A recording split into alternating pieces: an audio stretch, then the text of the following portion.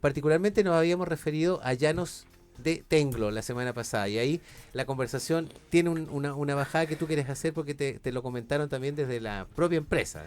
O sea, las realidades son muy complejas, entonces esto está lleno de elementos y lo que yo quería complementar a lo que hablamos la semana pasada en relación a Llanos de Tenglo, que es este barrio que salió una editorial del diario hablando de la autotutela que estaban haciendo los vecinos. Claro, la gente se está organizando por seguridad. Exactamente, rondas nocturnas. Me avisaron que no es el único sector de Puerto Montt que está pasando eso, ¿ah?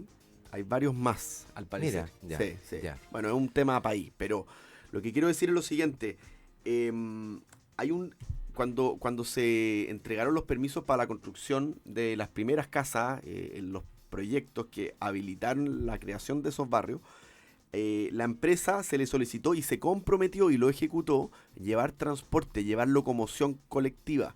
La empresa ejecutó un convenio con la empresa UCE con distintas frecuencias a lo largo del día, y eso es hoy día algo que sigue vigente. También la empresa aportó áreas verdes y también aportó un lugar para un espacio de atención médica. Que fueron compromisos tomados con las autoridades sectoriales y con el municipio, y esos compromisos se han honrado y se han cumplido, que creo que es importante decirlo. Sí, corresponde. Y eso tiene que ver con la forma en que se planifica, se otorgan los permisos. Entonces, lo que le cabe al privado, el privado lo ha cumplido. Hay un tema de planificación urbana que es más global, y después hay un tema de provisión de servicios públicos. Yo me refería a la Y ahí tú comisaría de dices son los Mirasol. ministerios. Pues. A ver, No, no. es el aparataje en general. Yo me refería nos referimos a la comisaría, porque la editorial hace la relación con que la comisaría más cercana es la de Mirasol, a 6 kilómetros. Cuesta un mundo poner una comisaría nueva. Tú me contabas, Tomás, el caso de Alerce. Todos los años que se demoró en que finalmente se le pudiera dar una categoría de retén a comisaría, ¿fue? De retén a comisaría. Claro. O anda a tratar de crear un retén nuevo. A ver, Entonces, perdona, Javier, pero aquí hay una cosa que no entiendo. Cuando tú dices que la empresa inmobiliaria ha cumplido porque ha construido áreas verdes, perdóname, si el problema, cuando tú construyes las áreas verdes, que es necesario, que es positivo, que es bueno, también les estás dejando un tremendo problema al municipio de turno, pues, porque la empresa inmobiliaria no mantiene las áreas verdes, construye punto. Si es lo mismo que el alumbrado. Pone la postación, qué sé yo, pero después el municipio es el que se hace cargo, ¿no es cierto? Entonces hasta por ahí nomás el asunto. Espera, Sí. para ir terminando. No, sí, pero yo sé lo que le pasa a los alcaldes, pero si no es menor. Pero espérate un poquito más. Cuando una empresa inmobiliaria pide un permiso para la construcción de determinado paño, por ejemplo, voy a construir estas 300, presenta los permisos y se le da por esas 300 viviendas. Pero cuando después 300 le va sumando 300 más o 500 más y quiere llegar a 10.000 o está por las 2.000 y canta, evidentemente que las medidas de mitigación no son las áreas verdes, pues, son la conectividad. No que llegue a acuerdo con una empresa de buses para llevar y traer la gente que tiene que pagar su pasaje. Es la conectividad que tiene que construir las vías de acceso a ese emprendimiento inmobiliario que está haciendo. Vuelvo a insistir, lo que pasó en Valle Volcanes. Si la empresa Furcade no hubiese construido la cuesta que hoy día lleva su nombre, de su peculio, porque el Estado ni el municipio gastó un peso en eso, no hubiesen podido construir todas las poblaciones que construyeron en Valle Volcanes. Lo mismo pasa allá. Las empresas saben que hay un solo acceso por la costa, ¿no es cierto? Vía Panitao. Después tienen la ruta 5. Entonces, no me vengan a decir que están haciendo la conectividad, pues. No, si la eso conectividad es el acceso por aquí abajo, por el sector costero. Eso no es discrecional, aquí No. opera la ley y la norma. A que, mí me que gustaría saber las exigencias que se hicieron. cada proyecto debe evaluarse y someterse a las mitigaciones de los impactos viales. No, por eso Entonces, que el editorial del diario dice, no hay comisaría, no hay CEFAN. Si es re fácil decirla, pues. ¿Ah? claro, ¿Y los por lo recursos tanto, de dónde? Por lo tanto, cada vez que se ejecuta un proyecto nuevo que se va agregando a lo que ya existe, lo que se hace es un estudio que antes se llamaba el EIStudio, hoy día se llama IMIV, Informe de Mitigación de Impacto Vial, y es en ese espacio donde se determinan cuáles van a ser las mitigaciones. A ver, Por sí, ejemplo, Tomás, perdón, y sí. termino con Que esto. pasemos, que después la palabra a 10 Tomás. segundos. Por ejemplo, todos los conjuntos habitacionales que se está haciendo en Chinquihue, ¿han pensado cómo va a llegar la gente allí con una sola vía? ¿Que hay desmoronamiento de las laderas cada cierto tiempo? Ahí es necesaria una segunda vía, de Angelmó hacia el sector de Panitago. Hay que trabajar esa segunda vía y exigirle a las empresas que por último vayan construyendo doble vía frente a lo que están ellas construyendo para vender, pues. Tomás Pizarro. La opinión de la comunidad frente a estos proyectos poco a poco se hace oír digamos, gracias a que existen políticas que lo facilitan. Ya, no estamos acostumbrados todavía a preguntar en estas mesas qué pasa con las organizaciones, con la Junta de Vecinos, con los nuevos vecinos, con las nuevas organizaciones que van, como tenemos, por ejemplo, la bajada de Avenida Austral por Sargento Silva, que ya es un gran debate, aquí, cerquísima, donde ya está saturado digamos, el tránsito. Pero, don Rabín, de acuerdo, otra vía, ¿ya? Pero tiene que ser solamente automovilística, o si no, volvemos a lo que es el tema de conectividad.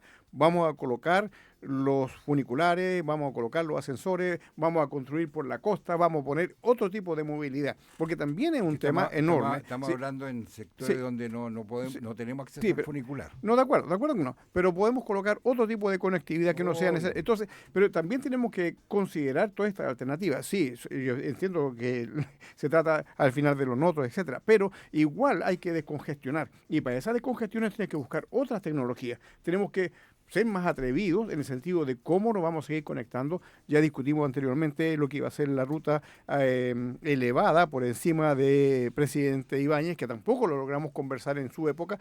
¿Se acuerda del tema de la discusión sobre TAC o no sobre el tránsito de la ruta del aeropuerto desde Puerto Varas? Eso fue, digamos, en su segunda gestión. Pero tenemos que conversar más de estos temas Esa para fue que... la vía metropolitana. La que vía se metropolitana, llama, exactamente. que venía de Puerto Vara al Y- Tepual, 34 kilómetros, Y había una zona aérea, ya que nunca pudimos conversarla porque tampoco estaba con toda claridad expuesta. Pero la comunidad reaccionó en contra de aquello y generó lo que hoy día tenemos, digamos, una congestión. Pero sigamos conversándolo, sigamos buscando con las comunidades lo que también siente, porque el vecino no va a querer estar atrapado en los tacos, tampoco va a querer estar atrapado en, digamos, movilización que no da el ancho en el sentido de que facilite el acceso a su lugar de trabajo o hacia el centro cívico, etcétera. Pero hay que conversar más con muchos más actores que solamente la institución y las empresas. Ahí Bien. levantamos la voz. Bueno, quiero que pasemos, ya, estamos necesariamente que tenemos que pasar al tema de las viviendas. Oye, perdón, A ver, lo que a acaba de ver. decir Tomás. ya, una Yo precisión estoy de breve. acuerdo que hay que tomar en consideración todas las opiniones de las organizaciones. ¿Y qué hacemos cuando las organizaciones no entienden? Voy a volver a la vía metropolitana, que nacía en Puerto Vara y terminaba en el Tepual. ¿Hace cuántos años que fue eso? ¿Hace unos 15 años? Sí, más o 15 menos. años. La ruta metropolitana. La ruta metropolitana. ¿Tendríamos los tacos que hoy día la gente se está quejando camino al Tepual? ¿Tendríamos el taco que tenemos acá en el centro? Entonces también hay que tener una visión un poquito futurista. Hay que no solamente pensar Creo la que- ciudad, pero a todos nos Creo- quedó grande el parque automotriz que llegó con la inyección Por del, eso- del 2018 pero al por 2022. supuesto. El Si parque hoy día, automotriz. hoy sí, día el claro. parque automotriz de Puerto Montt es más de 80.000 vehículos. Sí, y eso no Ah, está en y- las previsiones de nadie. Yo creo que el Entonces 2010, 2005 nadie tenemos lo que pensó. visualizar la ciudad 30 años, 10, 15, 20, 30 años plazo. Por eso que cuando hablábamos, tú desgraciadamente te atrasaste un poquito, de la infraestructura que necesita esta región. Si el Estado no tiene la capacidad de la inversión de Ya. todas las necesidades que tenemos de infraestructura, entonces tenemos que acudir a otras fuentes de financiamiento para poder tener una región que realmente, como todos queremos, lidere el desarrollo nacional.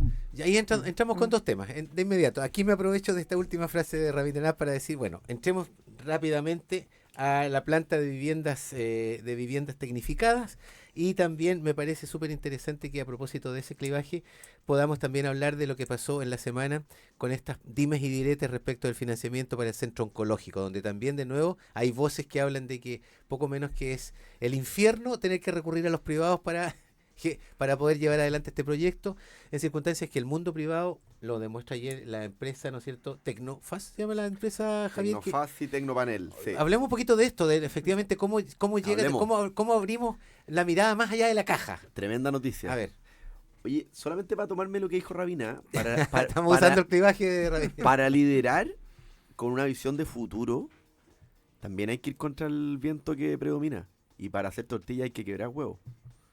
A ver, Sí, yo creo que eso es el aprendizaje. No todos van a estar a favor siempre. cierto. Y hay que tener una visión de bien común que sea una visión de largo plazo. Y no la visión que predomina, que generalmente tiene una fecha más bien asociada a la próxima elección. Cierto. Que eso es lo que termina predominando generalmente en el corto plazo. Entonces, claro que hay que liderar con visión de largo plazo y para eso hay que empujar y hay que estar dispuesto a comprarse ciertas Y peleas que son necesarias. Sí. ¿no? Y también pasar malos ratos. Eso es lo que yo quería reconocer, que yo creo que aquí Ahora, mis contertulios tienen heridas de guerra y en su momento han debido llevar esas batallas que yo creo que son necesarias.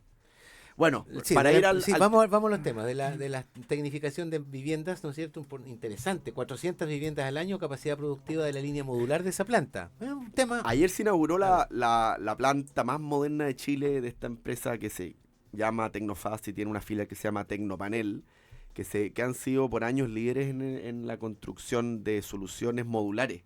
Ellos tenían el eslogan, el futuro es modular. Ayer decían, bueno, esto ya es presente, el presente es modular.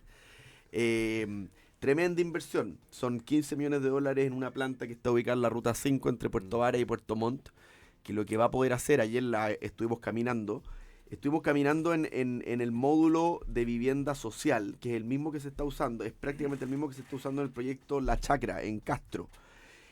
Y fíjate que son módulos que pueden montarse unos sobre otros para edificios de hasta 5 pisos. En el caso de Castro son 22 torres de 4 pisos, las que se están haciendo con esta misma tecnología. Ellos van como fábrica y luego hay empresas constructoras que hacen las terminaciones, pero prácticamente el 80 o el 90% de la casa sale lista desde fábrica, con condiciones controladas, con economía circular, porque tú puedes controlar todo lo que es los residuos, los despuntes, el tratamiento.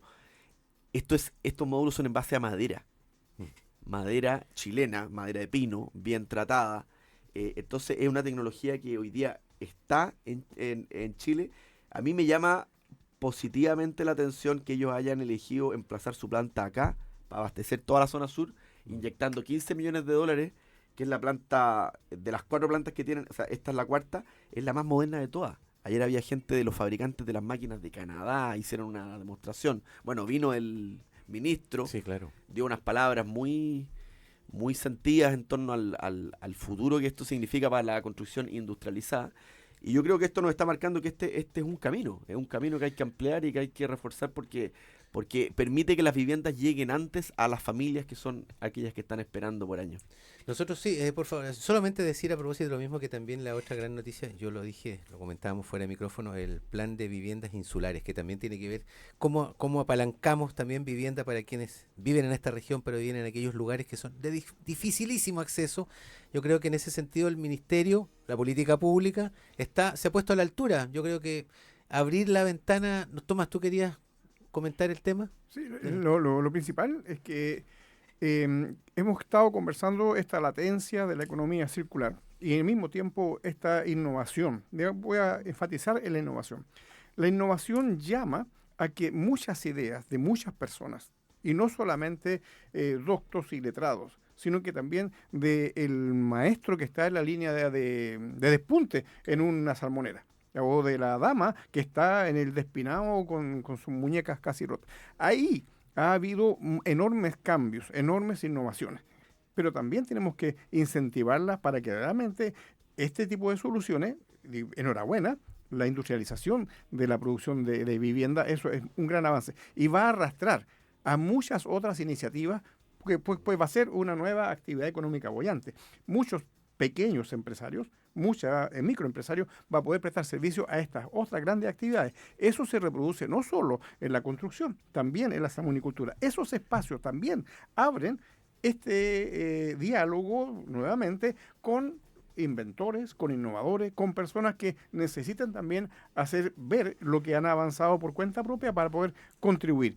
Se amplían las posibilidades de que el país se desarrolle con más gente participando en ese tipo de diálogo.